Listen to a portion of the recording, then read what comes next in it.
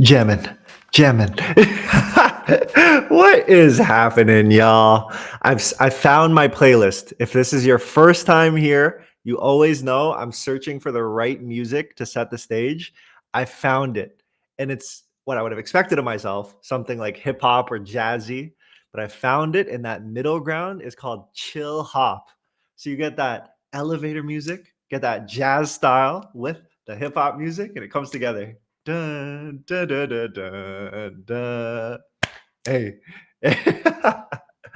What is happening, y'all? Happy freaking Monday. It is the week before Labor Day. I am so excited that you're here. Welcome to today's episode of ThumbstopLive, y'all. If this is your first time here, welcome to the party. I'm so excited to have you. And ThumbstopLive, essentially where you can check us out, is on X or Twitter at ThumbstopLive, at ThumbstopLive, at ThumbstopLive. Tap the F in. You do not want to miss out. We are streaming every Monday to Friday from 11 a.m. to 1 p.m. Eastern. So this is where you can check us out, okay? All of the recordings and all of the clips will be shared there. But I'm pumped. I'm so pumped to have you all here. For today's show, it's going to be a fun one. We're going to have Kelly join us in around 10 minutes or so and dive into everything UGC. Kelly is so impressive. Like, she's helped co-found a community of amazing UGC creators who I personally have had a chance to meet firsthand and hang out with. And there's so much potential in these people. And Kelly's going to be able to shed some light on her story, first and foremost, but also getting into a lot of the intricacies of how you can think about building a career in user-generated content. So I think there's so many things like that we can talk about. But y'all, I'm pumped. Why am I pumped? So last week was a really great week on the streaming side of things. We had so many different people. Like, if I look at last week, who did we have? Last Monday, we had Shireen join us from Ilia Beauty, as well as Tom from Jump 450. On Tuesday, we had the one, the only Morella Crespi, and then Chase from Creative OS. On Wednesday, we had the boy Marin. Marin tuned in. That guy's a killer. And then Cody Wickett from Kinship joined us a little bit later. On Thursday, we had David Herman. Couldn't believe it. David is the man. Like, so super excited that he had joined us. And on Friday, we had Jess, who used to be at Feastables, of course, but we got to dive into her background. And then Nick Shackelford. Nick Shackelford actually got a chance to bust us with so many of the insights that's allowed him to be successful. So last week was a heater of a week. But more importantly, there was a lot of things going on. So everybody, all these eyes and all of you who are tuning in right now, I'm so thankful to have you here. Main thing that I'm thinking about is basically, like, in your world, it is the last week of summer, essentially. I know. You do not want to hear me say that. I don't want to hear myself saying it. I don't want to be wearing a hoodie right now. This is not supposed to be this way. But it is. There are so many brands that I'm talking to right now that are essentially prepping hardcore for two things. Number one is the end of summer or Labor Day sale. Get that right. There's so many things going on. And then number two is actually coming up for Black Friday, Cyber Monday, and all of the different initiatives that you all have going on, okay? So there's so many things that are top of mind. And honestly, there's like personal pieces too, right? Because when we think about it, at the end of summer, there's so many other pieces that start to matter. What do I mean by that? So I'm in Toronto. I talk about this all the time, but there's something called the CNE, the Canadian National Exhibition, that happens every year around the end of summer. And it's like a tradition with my family, with my friends, with my partner. We always go get some wonky food. It's like a state fair, essentially. And it's always a nice cap to the end of summer. But this year, I actually had the privilege last week, and this is kind of random. I put it on my Twitter too, but randomly ended up at a Jonas Brothers concert. I know. Very random. Very, very random. So it's just like last Thursday in Toronto, one of my wife's friends actually got free tickets to go see the Jonas Brothers. I personally don't know a ton of Jonas Brothers songs, like maybe one, two here and there. But ultimately, we pull up, we go, we find our nice little seats, and it's like a perfect view of the stage. 500 levels, but still perfect view of the stage. And anyone who knows concerts and music, it just brings you such good energy at that point. And what I didn't actually realize is they could be bullshitting me, in all honesty, but like the Jonas Brothers have such a close connection to the city of Toronto.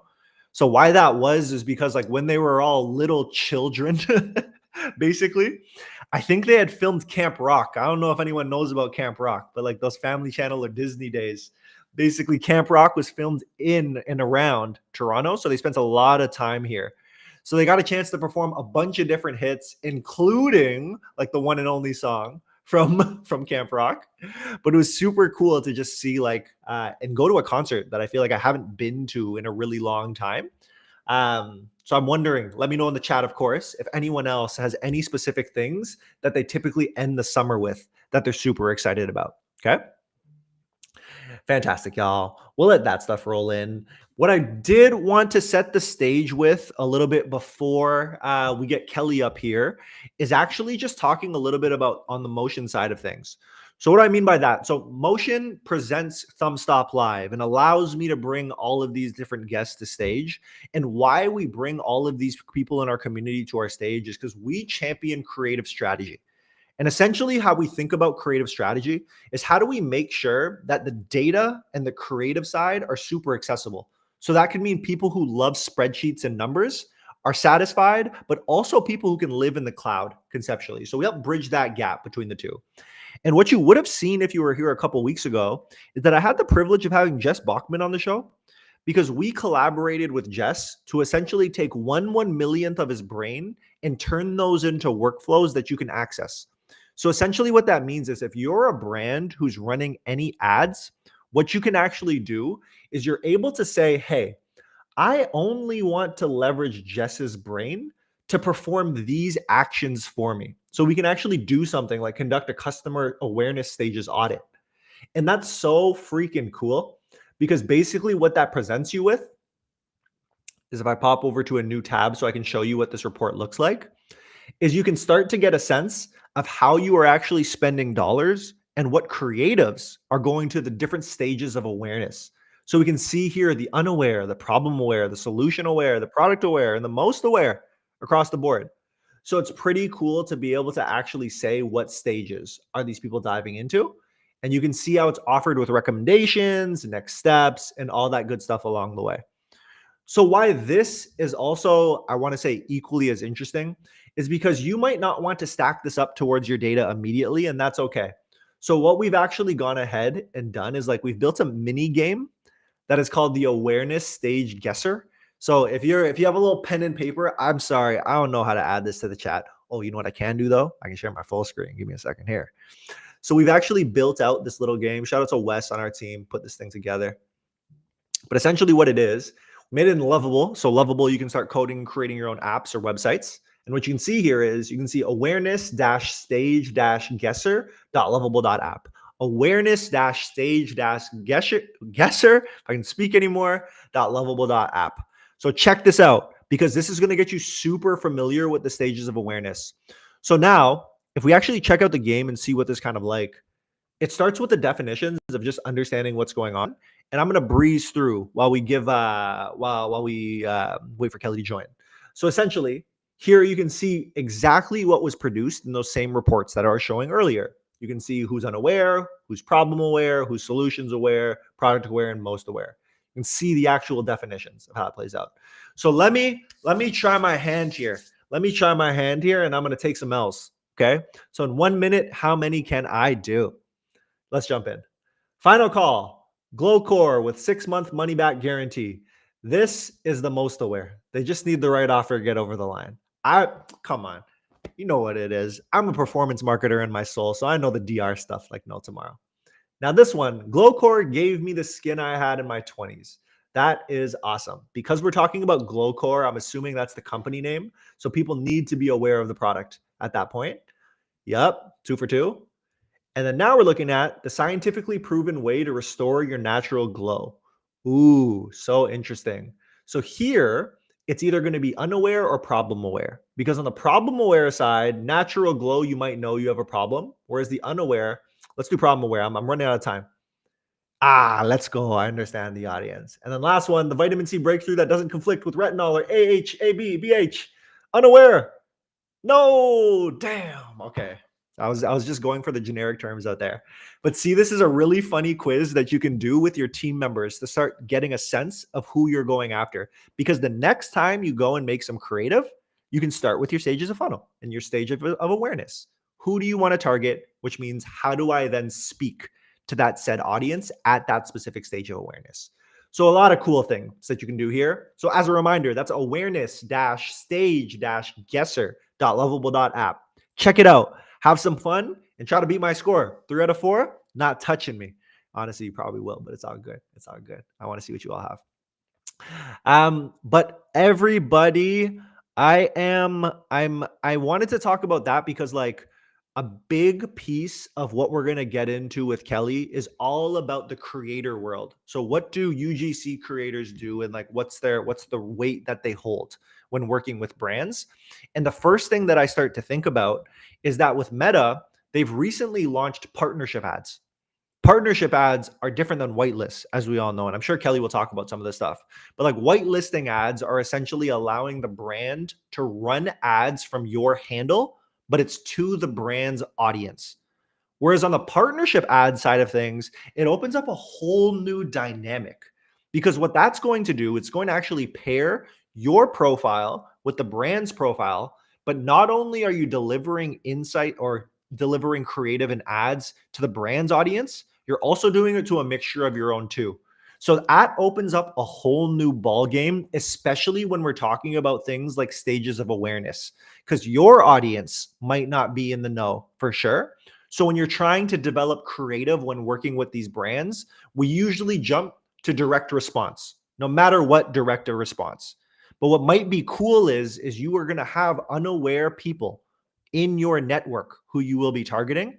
And the question becomes, how do you then create an ad that might help convert those people or move them through the stages of awareness? So not only being unaware, but moving towards problem aware, solution aware, product aware, most aware, so on and so forth. So there's so many different ways that we can tell that story, and Kelly's going to be able to do a really good job of articulating what that starts to look like. So everybody, I think like for those of you who are tuning in for the first time, like I mentioned earlier, as I see the view count start to jump here, welcome to ThumbstopLive. ThumbstopLive, we are, if I speak anymore, but we are streaming every Monday to Friday from 11 a.m. to 1 p.m. Eastern time. If you want to check us out, where I'd recommend you check us out is on X specifically. X at ThumbstopLive, at ThumbstopLive, at ThumbstopLive. But we're also streaming across LinkedIn. Shout out my LinkedIn fam. YouTube side of things, YouTube, what up? And then Instagram Live as well. So our Instagram peoples, what's up? How's it going? Glad to have you here. So we're across all platforms, but we're doing most of the posting we can just on the X and Twitter side, okay? But with all of that said, I'm very excited to have Kelly here. So known Kelly for a little while now. It hasn't been a full, honestly, it feels longer now that I'm thinking about it. It feels longer than it has been. But Kelly and I have definitely connected quite well. She is someone that I deeply respect in her approach. Not only have we had a chance to talk like about motion and how we collaborate on those things, but like I mentioned earlier, she had co-founded a group that basically creates a space for creators to come together to basically be empowered, learn about how they can advance their careers, and just do it all together. And Kelly was great. There was an event in Toronto. We all hung out. It was so inspiring to see all these people come together. The energy was through the roof. So everything was perfect. So with that said, I am super excited to welcome Kelly to the stage. So everybody, if we can give a round of applause, please. Welcome to the party. Hey. Kelly. Evan. How's it going? It is good. It is good. How are you doing? I'm doing well. I'm actually on a client trip right now. So I will be going into office after this call to connect with my team that I normally work with fractionally remotely. Nice. Where are you right now then? I am in Costa Mesa. Okay. Sweet. Yeah. Yeah. A little It's bit so of weird. SoCal. Yeah, I was gonna say SoCal life. I was gonna say because like in Toronto, it's like clearly the end of summer. I have to wear a hoodie, and I'm like, I'm cold. I'm like, what the hell? This is already starting. A crime. I know. And I've had a couple like there's a couple end of summer traditions. So in Toronto, they have this big fair essentially that they call the exhibition. So whenever we go to the exhibition, we get some wonky food, we ride some rides, all that good stuff. So as happy as it is, and we have the tradition, we always know it's the end of summer, and it's like, oh, my soul, it hurts. And I'm wondering if you have anything like that in your life where it just like marks the end of summer, and you're like, damn, okay. I mean, honestly, it kind of comes out of nowhere in Bend, Oregon. Like sometimes it'll just drop to like 18 degrees on like Halloween, and we're like, all right, winter is here. And then the But brutality yeah, pops I out. definitely sympathize with that. For sure. Cool. Well, Kelly, there's so many different things I want to get into with, but I think to kick us off for the audience who might not be as familiar with you, if you want to start with a quick tell us about yourself, a little bit professionally, a little bit personally, whatever you're open to share, and we can take Oh, from there if that works. absolutely. Awesome. So my name is Kelly. I fell into marketing accidentally because of my passion for video editing and filming. What's funny is back in 2014, I had this like idea. I had taken off time from school because I was still trying to just like figure out my life. I also just was like, did not have the financial meanings to like just go to college and like figure it out. I had to like pause and be like, I need to make sure that if I'm gonna go, that I make wise decisions here with money. Um, but so all that goes to say is like, funny enough, like I ended up being really interested in what ended up being UGC. So I would message brands on Instagram back in like 2014, 2015, and I would say, hey, if I filmed content with my phone with your product, like, could I keep the product? I wasn't even trying to get paid at the time. I was like 19. All it goes to say, fast forward to present day, and I'm like, wait a second, like back in 2018, I'm like, I've been doing UGC for years without even realizing it. So I'm entirely self-taught. I don't have a marketing degree. I have basically started from like the very bottom as far as just like when we think of like an org chart, as a video editor, as a producer, creative strategist, eventually creative director, director of creative strategy, leading full-blown departments at like 27 years old and without, again, a college degree. Sometimes I'd be like, am I in the right place? How did I get here? Is anyone gonna like like very, very like crazy, just like accomplishments for someone that had to kind of figure out their own path. And then in 2023, I made the decision to go into like fractional work. So I left my full-time career and was kind of like scared and excited at the same time because I was like, well, I did want that initially, but now I want this. And so I've been working with brands in a part-time capacity as a kind of like creative strategist, creative director hybrid in the sense of like, depending on the type of work they want, I'm either like really doing it on my own, or if they're like, hey, we have a full in-house team, I'm like, well, I've run teams. So I'm also happy to support you guys from like a more high level perspective and delegate. And so, yeah, that's just a little bit about me. I'm in Oregon. My fiance, Shane, he is also a co-founder of UGCpro, which is our resource company that we created basically when UGC went mainstream in 2022. Everyone and their mom were talking about what UGC was. And I'm just like, excuse me, I've been doing this for years, and what you're saying is not true. And so, funny enough, over time, people were like, well, we need to listen to her. So, we created these video courses. We made them extra accessible in the sense of like, they're not thousands of dollars, they're a few $100 at most. And that was just also with the mission of making education accessible to all, as someone that grew up and felt like, you know, the current system in place was just like not built for, you know, those that don't have the financial means. And, you know, I just am grateful I didn't take out student loans, if I'm being honest. Fact. Oh, Kelly, I love it. I love the story. Shout out to Mayor in the chat. Mayor's in the chat. There's a bunch of people too, like who's supporting Hey. you. So got the squad. We got the squadron. Oh, I love that. Um, I guess like the first thing that I'm curious about is they have to talk about the hierarchy of needs, and it's like ends are at the top of self-actualization, and then right at the bottom it's like your basic needs. It's like food, shelter, safety, like the list continues there, right? Yep. So what I was curious about is like initially you were finding your ground. It's like, what's going to stick? Let me just message brands and see if I can do these things. And then there became a point when your basic needs, you're like, I'm good. Like I can actually be a lot more secure than like previously in the past, like I described. And what I am curious about is, was there a level of intentionality of those next steps post like I feel secure and I'm good to go? Honestly, I look back and I'm like, I don't know how I managed to pull this off. Like I'm being so serious right now. I don't understand how, looking back at even my 18-year-old self, like all I kept focusing on was the next step, because I knew that like everything after that was like going to be the same issue all over again, or like, you know, a barrier, which is, okay, now how do I do my next step? And so for me, I was just always focused on like, okay, the next step. And I would always describe it as, when I would take the next step, you know, like metaphorically, I didn't know if I was going to land on like sturdy ground or firm grounding. And so I just look back and I'm like, I don't know how I went from there to here, but like literally just like it was all just very much authentically me. And like if it did not make sense to me, or if something did make sense to me, then I chose to take that as my next step. And like I don't know how else to say it, but like I will sometimes just stop during my day and I'm like, I am so grateful that my younger self made those decisions, even prefrontal lobe full development. So gratitude every single Yes. day. The people that I want to speak to out there are like the creators themselves. So who are, because I know you have a big network of Yeah. creators. So something that I am curious about, right, is like you really did transition beyond like I'm not just a creator. It's like Yeah. I now run teams, I do creative strategy, I do the creative direction. So when you're talking about like not sure if you're going to land on firm ground as that following step, what I am curious about is like, let's say there is young Kelly shooting with product and Yeah. now jumps into creative strategy and creative direction and all these things.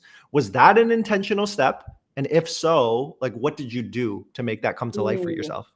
Okay. So it definitely, well, you know what? It was unconscious competence because I always was very fascinated by the strategy behind anything I was doing. And like, let me give you a really good example. And this was not like this was even YouTube University was not what it is today because like I couldn't even I was teaching myself how to video edit in Premiere Pro and there were no actual like legitimate tutorials for the type of edits I was trying to do, which was very DR. But that didn't exist in 2014, but that's what I was looking for. So it was when Instagram only had the 1x1 and the length was 15 seconds. And so I would literally sit there and I would spend like it's kind of crazy to look back on. I would start editing at like 12 a.m. I would work on mastering, making the most visually captivating 15-second video. Sometimes I would stay up to like 4 or 5 a.m. like editing. Also, I was learning a platform, so it took longer. But my goal was, okay, how do I stop someone scrolling? But also, how do I hold their attention for those 15 seconds? And so all that goes to say is like from a very beginning age, even when I was teaching myself editing, I was teaching myself strategy and I didn't even realize it because of how do I captivate? How do I hold the viewer's attention? How do I get them to stop scrolling? And so over time, that kind of grew into wanting to strategize even for brands social media. How do we get create engaging content? And then eventually there was like a turning point for me where I did make the very conscious decision of it's time for me to take on a director role. And it was Shane and we actually had a startup before UGCpro. So COVID shuts the entire world down. Tell me how our insane minds were like, cool, let's launch a self-funded cold chain delivery business and ship it nationwide. We had no money. Like we both invested $25,000. Like we didn't like, and then all of a sudden we're like, okay, like let's like we were getting investment offers, people were offering to acquire whatever. Like we got invited to do an interview with Shark Tank to potentially be on the show, whatever. Like some pretty cool accomplishments in like 9 months. So around that time, I'm working at an agency and we had a creative director. And I just remember observing him and no tea, no shade, but I kind of was like, I'm pretty sure he's only in this role because he's like around the age that the founders were like, oh, this guy can run the department. And I was 27 at the time. And I remember thinking, the days that I don't show up remotely are the days that he can't do his job because like I'm really doing all the heavy lifting here. And I kind of was like, I'm going to be creative director, not here, but I'm going to go look for a creative director job because I brought up the startup backstory because if it weren't for that, I don't think I would have had the nerve to like really have like the audacity to believe that I could do it. But I was like, we're literally low key on the side, like literally running, like we're shipping like to 48 contiguous states from a fulfillment center in Illinois. And like we have Shark Tank inviting us on for a potential like chance to be on their show. American Airlines wanted to do an activation with us. A holding company might want to acquire us. I'm like, I can be a creative director. So that was kind of like that was definitely like a very conscious decision where I was like just like this perfect storm of all these outside factors being like, Kelly, you're ready. here's your next challenge. I love that. I love that. It's like they always say opportunity meets preparation, but you literally created your own situation where there's Yeah. opportunity. So this is so great. This is so great. There's so much more that I want to get into on that Yeah. piece. But I think the place that I want to dive into first is like, again, speaking to the creators who are out there, you had mentioned how strategy was always baked in to Yep. like what you had done. I guess what I'm curious about is like, I get the question a lot of like, how do I get into creative strategy? So what I'm curious about is like, it's kind of weird, but how can people start thinking strategically to transition from not only creator, but to strategist? Ooh, okay. So even before creative strategist was like a title, because at least from how I remember it, it was like, I don't know, 2021 was the first time I really ever heard the title creative strategist. And I guess like, no, it was like summer of 2020, I guess. And up until that point, it took a bit of time for me to have this reflection, but it was, oh, wow, like I've been operating as this title, even though it just became more of like an official thing more recently. And the reason why I say it and the reason why I bring it up is because I recognized pretty early on that brands were willing to pay me way more when I communicated to them that I was equally analytical as I was creative. And so very quickly, I started to pick up on that because it's like, obviously, the only way to keep the lights on at these brands is by making them money. So it's like, I don't want them to think I'm like, respectfully, some like artsy fartsy, just like, ooh, paint. I'm just here to like live out my best life. We're in late stage capitalism. It's 2025. Like, we got to make money. So, in order to be able to do what I love and feel most fulfilled, which is the creative side, I recognize that, okay, like I can get paid way more if I can be equally analytical as I can be creative. So that's like my biggest just recommendation is like, even if you have like some sort of like very niche passion for creative, even outside of being a creator, figure out a way. Cause like, again, like money just makes the world go round, right? Like that's just like the society we live in. So just like the more analytical you can be as that creative, the more value you're going to bring to that client and the more eager they're going to be to work with you. Like there was a time where when I would do that introduction, the person's mouth would be on the floor, the person that's hiring. And now it's very normal and expected, right? Where it's like, oh, we're hiring you as this creator or you even editor, right? But you need to be strategy driven. How are you direct response driven? But there was a time where those were almost like they were pre-buzzwords where I would say it and they would be like, whoa, I didn't even know someone like you existed. So the more you can lean into that, the better off you'll be as a creative. So interesting. I think of two things. Like first, when I'm chatting with creators on that initial step, the first thing that I actually think about is like move beyond the brief. So it's like you might get a brief and they asked you just to execute on that Mhm. thing. And I'm like, that's cool, great, but like impress them. Do some other Yes. stuff. And like one of the first things that I always talk about, and like I think it's Barry Hott and Dara who always mention this, but I'm sure a lot of people do. But it's just like build a separate profile that's basically the consumer of the brand that you would be working for, Yep. and then bring ideas to the stage as a really good first step when Yep. thinking about strategy. But what do you think about that? So you mentioned earlier just like how just going beyond the brief.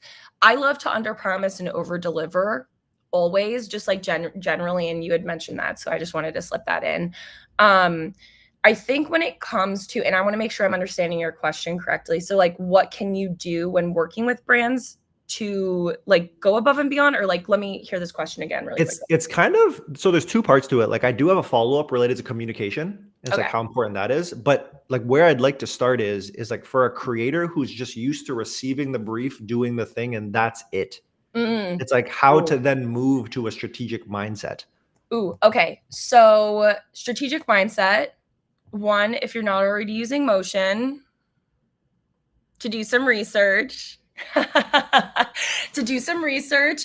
Like obviously if you're like a creative and you're working with the brand and they already have motion, like being able to like go through and actually see the brand's performance. But if they're not even like, on motion, the brand, like being able to, because you can make a free account, correct? Yeah, you can make a free account.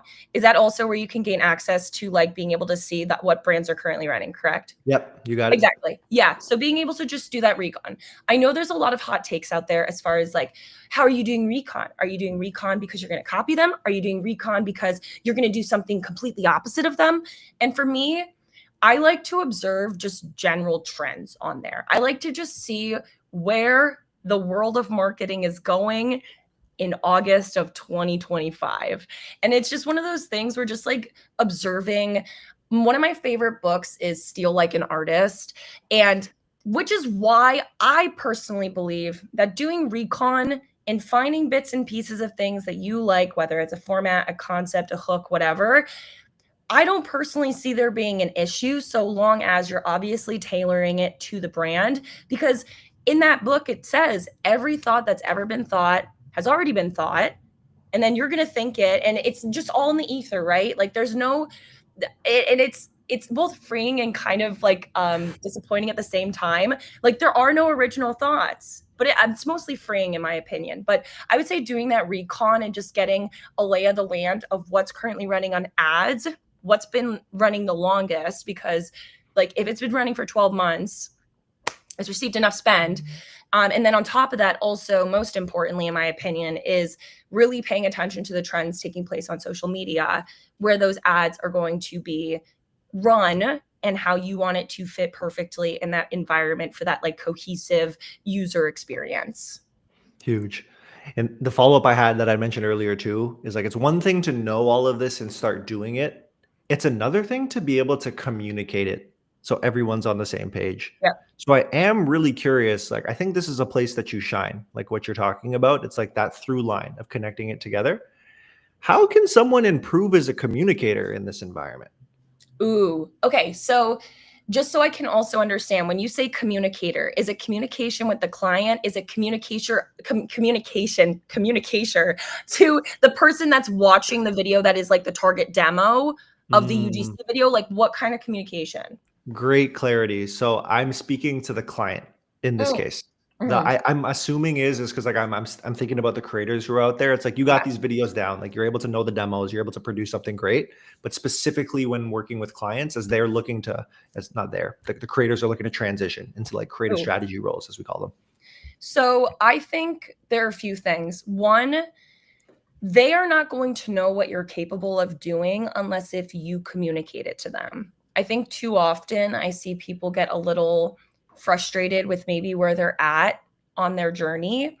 And I say that because there was a time where that was me too, which is why I feel like when it came to the creative director just moment in my life, I was just ready to grab the bull by the horns because I was just so done like sitting on the sidelines and like waiting for someone to like tap me in. It's like, no, like I'm going to tap myself in. So I think like one, being able to, and when I say this, it's not about actually saying, hi, I do creative strategy. This is what I do. I know lots about DR marketing. No, have conversations that are reflective of your understanding. So if you're hired as a creator, but you want to start flexing that creative strategy muscle, start sending follow-up messages after you've delivered the assets and they've been running for 2 weeks and ask how they've been doing.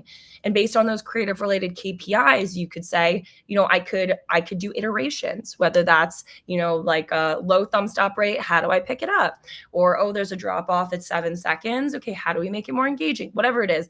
Having conversations like that versus telling them I'm a strategist is so much more powerful because that person is going to feel a sense of relief working with you, which is also another thing I feel like a lot of UGC creators overlook or almost forget, which is we're service providers.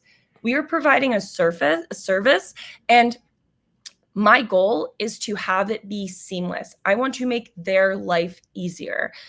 If I'm a contractor and I'm working with a team that's internal, they're often, especially now, maybe the company did layoffs. People are absorbing multiple roles. They're definitely like reaching that point of like, oh my God, I'm working overtime.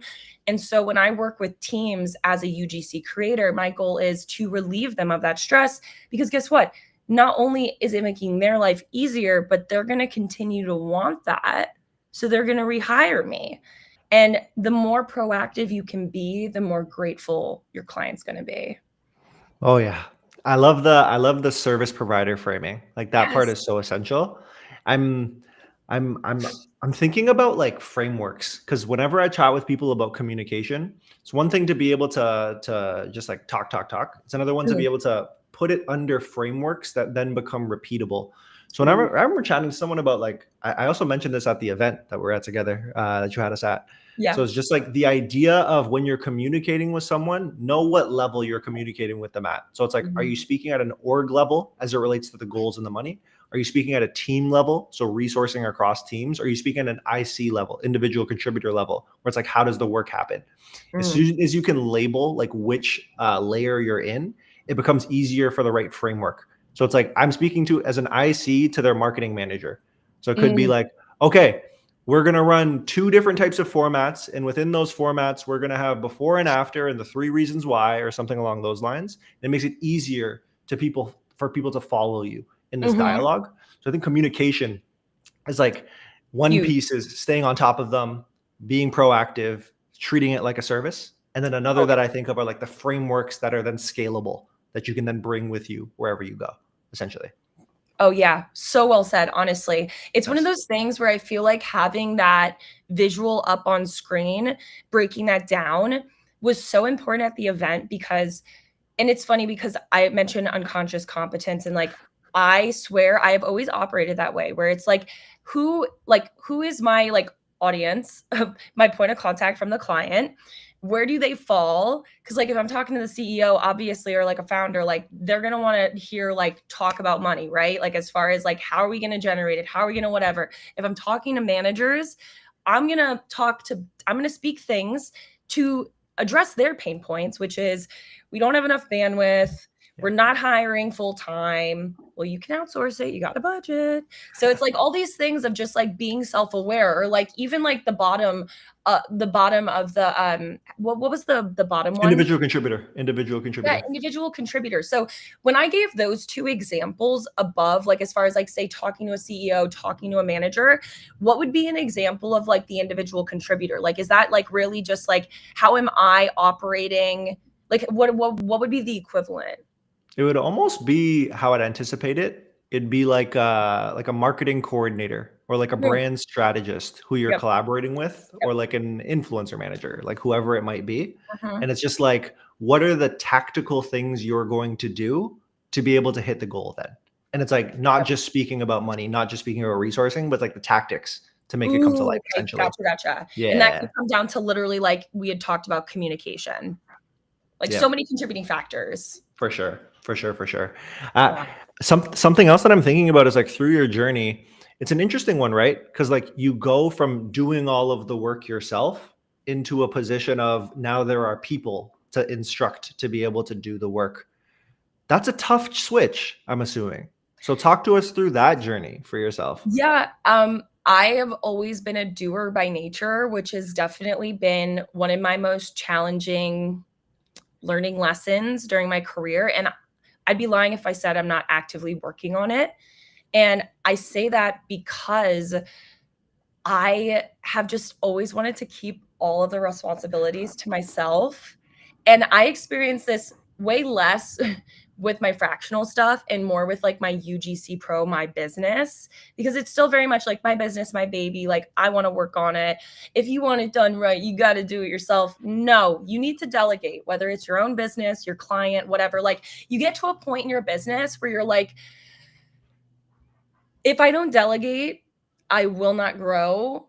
And if I don't grow, I actually might end up having like seeing things go backwards. Like it depends on what you're doing. But I mean, even when I'm doing fractional work with clients, sometimes it's a little challenging to figure out, am I doing too much of the doing? Do I need to be delegating? And the reason why is because, it's partially creative strategist. And then the other half is actual like department leader working with my team, and that comes really naturally to me in the sense of I've been a video editor.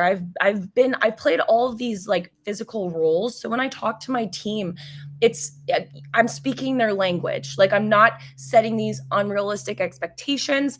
I'm setting high goals, but I'm not saying, give me this motion graphic by end of day. Like it's one of those things where I think just finding that balance of delegating and doing, and like what I focus on for doing is what is the highest impact I can make. I need to do those things, and then everything else I need to delegate. But also for those high impact hits, are there parts that do need to be delegated for me to work on other things or whatever it might be? So it's kind of a balancing act, but that's kind of the approach that I've had. Yeah, and now the layer that's always been like I'm always curious about is like if you'd have any recommendations or advice for people getting into business with their partners and how that is. Ooh. Okay, so I will say personally it came really naturally. So Shane and I, we met at Mute 6 before they were acquired by Dentsu Aegis. Actually, I think they got reacquired by someone else. But so we were ex Unisolar Mute Group, 6, yeah. like back in the day. We met as video editors. He was on the commercial team. I was on like the scrappy UGC team. And within the first week of him joining the company, I was like, I love this man. Like, I need to know who he is. We've been inseparable ever since. So, like, keep in mind, like, we started working together, doing the same thing. Then I ended up leaving Mute 6 and going to another agency. I brought Shane with me. We were both creative strategists. So we have just always by nature worked together. And even between Mute 6 and the other agency, we launched our cold chain delivery startup. So it's just so funny. And now we have UGCpro. So all that goes to say, well, in my experience, it came very naturally. I know there are couples out there that are like, oh my God, I don't know how you work with him. Like, or, vice versa. I would go crazy. Like, I love my spouse, but I couldn't do it. If that's you, I'm not even going to like say like push through it, right? Like do you want the least amount of resistance. For us, it came very natural. That said, like, is it always perfect? No. But there are two things that Shane really instilled in me from a very like early on in our relationship. One, we're on the same team. We're on the same team and we're working towards the same goal. So at times your girl can kind of be like, I'm switching it up. We're on other teams. And then Shane's like, we got to be on the same team. And I'm like, yes, you're right. I'll sit my ass down. And then second, it's bidding. So bidding in the sense of if there's something one person wants to do and it really isn't going to be the end of the world if you like, take that and let them have it or whatever it is, like just being willing to give and get, right? Give and take or whatever it is. Yeah. Like you just work together, be a team. And if it doesn't feel natural and there's a lot of resistance, it might not be great. Like that might not be the dynamic, but there also might be a better dynamic. Maybe you have a friend, maybe you have a family member, maybe you need to go to LinkedIn and literally say, I'm at a point in my journey with my business and I'm looking for my CMO. Like there are just so many different ways to be able to have a business partner that for us, it just really makes sense. And like, he's my best friend. I literally couldn't imagine like not talking to him about this stuff every single day. Like we're very passionate and like we're very passionate about the same things, and thankfully it works really well. But patience, understanding, and having that team player mentality you need that regardless if it's your spouse or not. Yeah, I love that. I love that so much. Through all these conversations I've been having with different folks, like I pick up little like tricks along the line. So I really like the consistent reminder and just the Yeah. label of like we're always on the same team. Yes. Another one that I heard recently, I think the Home Edit did it, and then Nick Shackelford brought it up to me and like reminded me in my mind. But it's like strong opinions is the label. So if Yeah. somebody has strong opinions, That's like, I think the example he gave is like, if we were talking and we were going to get food and I'm like, I want a burger. Like, I really feel that. You're Yep. like, I want Mexican food. I really want Mexican food. It's like, all right, cool. Like, stronger opinion. Like, that's cool. That's Yes. cool. Oh, So that's letting that one out. true. I heard another example too of like, it's kind of in the same vein, but it's different where it's think of it from percentages. And like, if you're having a bad day and you're like, I'm at like a 70, today was tough out of 100. And then they're like, oh my God, like I'm at a 30, like I can't get off the couch. The 70 is like, I'm here for my 30 because my 30 is struggling and I'm going to be there to support, even though my day Yeah. also kind of sucked. I love the framework, but I feel like I know the exact video you're talking Yeah. about. And that one was hilarious. I think she was saying some stuff. It's like, I got you, brother. And it's like, Yes. Yes. that is your husband. Like, come on. Like, that would kill me. That would kill me. Oh Uh, God. Kelly, something else that I'm wondering, like through all of this is like you're doing your own thing now and crushing it. And what I'm curious about is like if you trace back, like even before college, would you say that the entrepreneurial bug has always existed in you? Oh yeah. Mm. Oh yeah. So one, I was later in life diagnosed with ADHD. And like the more I've come to understand just like the habits and like statistics, it's like a typical, just normal societal, just this is what's done has never ever fit me. I have never, I have always just, I've always been just a little different. Like, uh, I look back and I'm kind of like every decision is kind of reflective of like almost contrarian. Like at this point, it's like I don't know how I got here, but like it's almost as though I was like, I'm supposed to do this, I'm gonna do that. I'm supposed to do this, I'm gonna do that. Um, but so yeah, it's definitely been instilled in me. One story my mom loves to tell is so when I was in high school, one of my first official job, well, first of all, to get this job, I didn't even tell my mom. I got on my bike and I biked like literal miles on like busy roads to go and apply to Pinkberry frozen yogurt because I wanted to get my own job. I wanted to have my own money. My mom never asked me to go get a job like sophomore year of high school. I just went. I got the job and I remember I was so excited about it. I loved it so much. And one day my mom was taking me to the bus stop. That's how young I was. She's taking me to the bus stop and she goes, "Hey, I know you're really excited about Pinkberry, but I just want to make sure that you know that that's like not the end all be all." And she says she remembers I'm getting out of the car and I go, "Oh, don't worry. One day I'm going to own one." And I just like kept on walking, like from a very young age, just like always just, and I don't even know, just has always been that way. I freaking love that. I freaking love that. I think like what I'm always curious about because like you have the entrepreneurial spirit that allows you to be like water, and like Ooh, find the direction of where you'll land. It just so happens that it was like UGC and then now creative direction and creative strategy. yeah. What I am curious about is like how can somebody out there who's unsure of like what their niche is try to find that niche? Ooh. Honestly, I think of the focus on your next step. Just Hmm. focus on that next step. If you feel something, follow it. An absolute worst case scenario, if you take that step and you're like, not a fan, or it didn't work out, or whatever, okay, take your step in another direction. And I think when you think that closely, it is very freeing because you're just like, I just need to take this one step. And based on my observations, everything else, like I'll know whether or not I want to keep going in this direction or whatever it might be. I think also just really making it a point to not give up. I'm of the firm belief that if you don't give up, you will end up somewhere way better off. You might not end up in the spot that you thought you wanted initially, but you're going to end up somewhere differently. And it's like ultimately the people that end up getting what they want, they chose to disregard all the no's, they chose to disregard all the lies your brain is telling you, why you need to stop, why you need to quit, why you're not good enough. It's like when you just like choose to be like delusional and just literally disregard all these factors, there's gonna be a time where you just look up and you're like, holy cow, I don't know how I got here, but I did. And it's because you chose to ignore all of that noise and kept focusing on that next step. I love that so much. Because one of the things that I think about, there's actually two pieces that pop up. So, number one is that a lot of people always talk about like having a clear goal and like where you Mm, want to go. But sometimes like we forget that, okay, there's the goal, but we have to live every single day.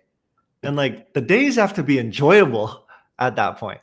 And yes. like that's when I think of society pushes you in a direction. This should be what success looks and feels like. But guess what? Like you're not happy every single day. Yes. So it's like there's a putting that first foot forward allows you to recalibrate. And off of that piece, the second thing that I think of that is super impressive of what you had mentioned is like you're putting trust in yourself to course correct quickly. That's what I Yes. hear. So it's like Yes. when that step goes forward, it's not like, yo, I'm committing on that step and following the path so I can get to the end goal. It's like, no, no, no. Like first foot down. What's going on? What's going on? Course correct. Step to the side. Okay. Course correct. Step forward again. Okay. Course correct. Diagonal. Like something like that. So it's really empowering to be able to just say, like, don't worry about ultimately the end goal. It's good to know it, but one foot in front of the other and trust yourself to course correct. So I think that's really, Yes. really impressive. It's so freeing. It's like it relieves most of the stress in my opinion because I'm always just like whenever I start to feel overwhelmed about something I'm working on, I have to take the step back and I'm like, what am I actually nervous about right now? Because really, what is this next step? Okay, this is fine. What's your tell when you're just like not sure about something? Like, does it come up in your body? Is it in your mind? Like, how do you know? Ooh.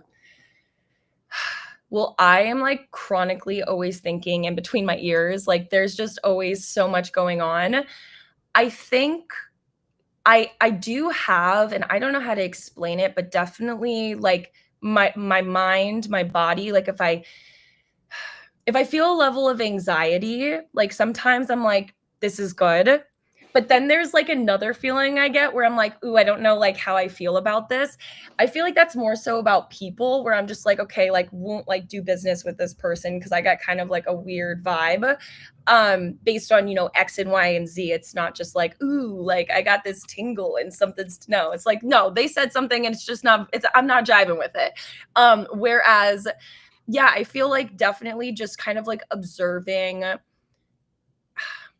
I would love to figure out the right words for this, but really just when I'm thinking about what I'm going to do next, I'm also kind of like, all right, what like actually needs to be done moving forward? Because I'm kind of the person too where I'm like, well, let's see how this turns out. Hmm. Let's Is see it a how this feeling of turns like overwhelm? Like, because I'm just thinking like for myself, I also do a lot of like in here, and then sometimes like, whoa, whoa, whoa, okay, so much, so much. Like, what the hell is going on? You know what I Yeah, mean? yeah, no, and I know exactly what you mean. I think it really just depends on like the situation. I also am just always of the mindset where I'm like, this is gonna be good for me for whatever reason. And like, I don't know. I don't know if it's because I'm just like this creative marketer by nature, but like the same way that I'll market my clients, like I'll obviously market myself. And like any experience I have, I can turn it into, a case study. I can have it be a headline. I can, like, I don't know. I just feel like every experience is going to be good regardless because I'm going to make it that way, whether it's also a lesson learned. So sometimes I'm Yeah, kind of like, let me just see how things turn out. And then, worst case, I'll pivot. I love it. And speaking of pivot, I think one of the pieces. So I pulled up different like Instagram posts and then like different posts. So I think we have time for potentially Oh, one absolutely. that I can bring up here. So uh one of the pieces is here, let me zoom in a little bit. And this one's more recent of your videos. I got this one here. Ah, yeah. Saying no. Saying no. So I'm curious to get your opinions on like why you feel like it's harder for UGC creators to say no or like Ooh. any other So context you'd be able to share. I think ultimately the reason why I'm laughing too is because I just remember sitting on the couch and I was just like fresh out of the shower. I'm like, I have this idea.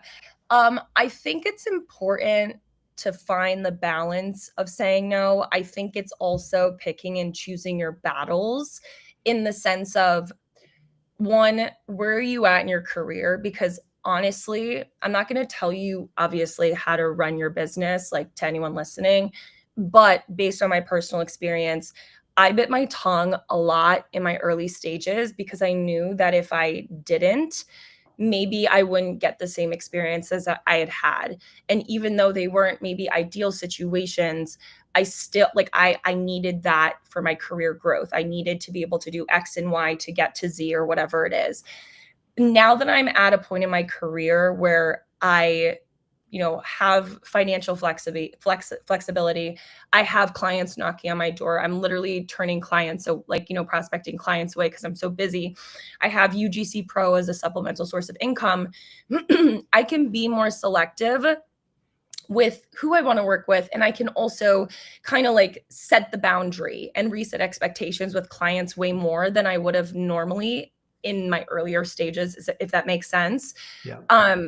So I worked with this one client and they just were asking for so much for like, I mean, it was a good deal. Like it was like 3 script reads for like $1,500. Like boo-hoo, Kelly, boo-hoo. But there were certain times where it was just like, they had asked me to refilm something. And I was like, and it was like the full script read. And I was like, look, I'm gonna be honest, like your note is very preferential. And as someone that, I did multiple script read takes, I did like extra B-roll just to like make you like just as like a nice surprise. Like I do not do refilms for free if it's preferential. If I messed up on the script, I would do it for free. But this is just like I was like transparently, this project is way like it's basically like my hourly rate is whatever. Like I'm barely breaking even at this point. And so I said no. Whereas in my early stages of my career, I would have said, oh, yeah, of course. But that's because, again, like being selective, choosing your battles. That said, if you're in your early stages of your career and like someone's listening and they're like, well, this happened, you can still say no. It's just really pick and choose your battles because also this industry is so small and like literally this person could be your manager in 2 years. Like the space is so small. So like even when I said this, like I personally won't work with them again, even though I love their product. They're very well-known brand. I know some of their people on their team, but they were just a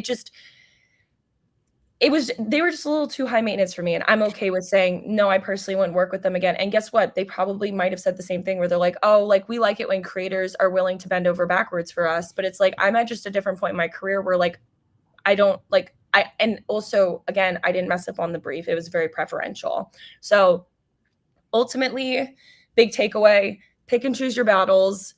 2, just because you are in your early stages of your career doesn't mean you don't deserve to speak up. Definitely like, read the room, see how you're feeling. If you feel like you're being taken advantage of, like communicating that. But I think ultimately too, it comes back to like the team mentality where even though it is a client, if you choose to remain on the same page and be on the same team, you're going to get a better outcome than you would if you were going to like, one-on-one kind of thing. Huge. Kelly, you've been so generous with your time. I have one final question for you that I Yeah. ask everybody who comes up on here. If Yeah. you don't have an immediate answer, all good. Throw it to me. I can answer first. Okay. The question I've been asking is because I want to clip it all together at some point. Is I'm wondering, do you have a favorite quote? And if so, what is it and why? Ooh. Okay. Okay, what is yours? Tap me in, tap me in, tap me in. It's so funny to see the different reactions on who I speak to.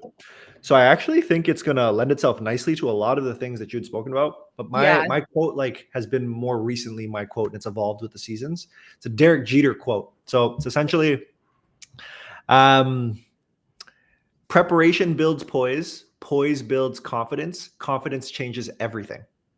Yeah. Ooh. So preparation builds poise, poise builds confidence, confidence changes everything. And it's like preparation is so key. So when you speak about the most recent topic earlier in your career, you're almost like building your prep. It's like you're doing the work, of course, but this is preparing you for future opportunities.